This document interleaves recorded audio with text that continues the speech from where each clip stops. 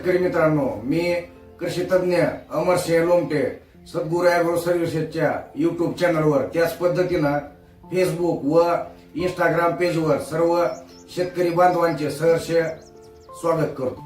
Video चालू करण्याआधी चॅनलवर नवीन असाल तर चॅनलला सबस्क्राईब करून घ्यायचं आहे, जेणेकरून ऊस पिकाच्या माहिती संबंधीचे विविध व्हिडिओ आपणास या चॅनलवर पाहता येतील।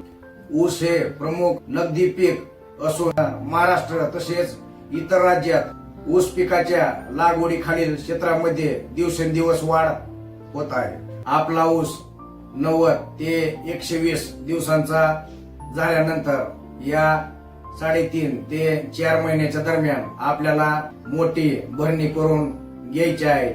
4 महिन्यानंतर आपल्याला उडामधल्या वाळ्याला पाला आलेला काढायचा आहे। त्याच पद्धतीनं अशेक कोंबारे रोगग्रस्त ऊस देखील काढायचे आहेत। सरासरी आपल्याला एका बेटामध्ये चांगले 10 ते 12 सशक्त ऊस ठेवायचे आहे।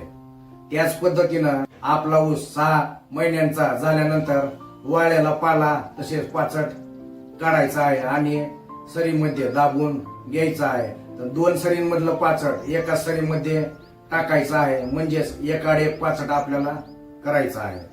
त्याच पद्धतीनं 8 महिन्यांचा ऊस झाल्यानंतर आपल्याला आणखी एकदा ऊसाचा वाळलेला पाला किंवा पाचट काढून सरीमध्ये दाबून घ्यायचा आहे।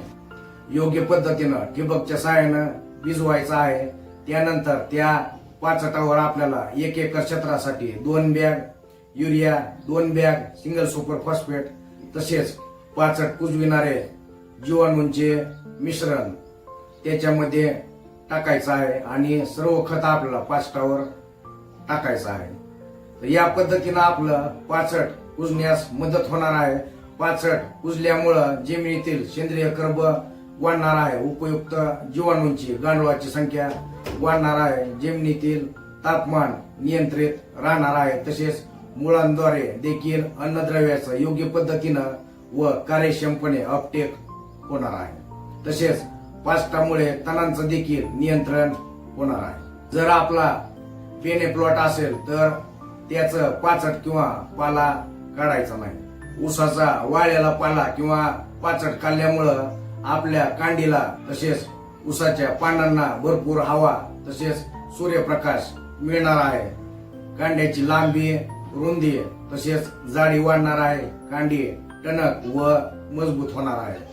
त्याच पद्धतीनं पानांना भरपूर हवा व सूर्यप्रकाश मिळाल्यामुळे पानांची लांबी, रुंदी वाढणार आहे, हरितद्रव्याचं भरपूर स्टोरेज होणार आहे, भरपूर अन्नसाठा होणार आहे। कारण ऊस पिकामध्ये एक पान आपलं एक कांडी पोचतं, त्यामुळे पानांचं संरक्षण करणं, पानांमध्ये अन्नद्रव्याचा अधिक साठा करणं, पानाची लांबी रुंदी वाढवणं अतिशय गरजेचं आहे। ऊस पिकाचे विक्रमी उत्पादन काढण्यासाठी आवश्यक असणाऱ्या संपूर्ण मार्गदर्शनासाठी त्याच पद्धतीनं आपल्या शेतीचा उत्पादन खर्च कमी करून त्याच पद्धतीनं आपल्या जमिनीचे आरोग्य चांगले ठेवून जास्तीत जास्त उत्पादन काढण्यासाठी आजच आपल्याला सद्गुरू ॲग्रो सर्व्हिसेस डोकी यांच्याशी संपर्क साधायचा आहे।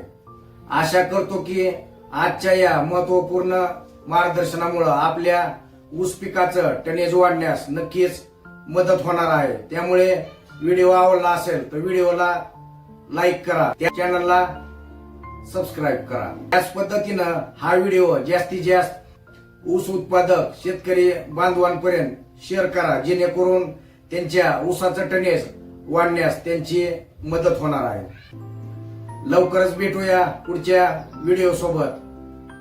धन्यवाद।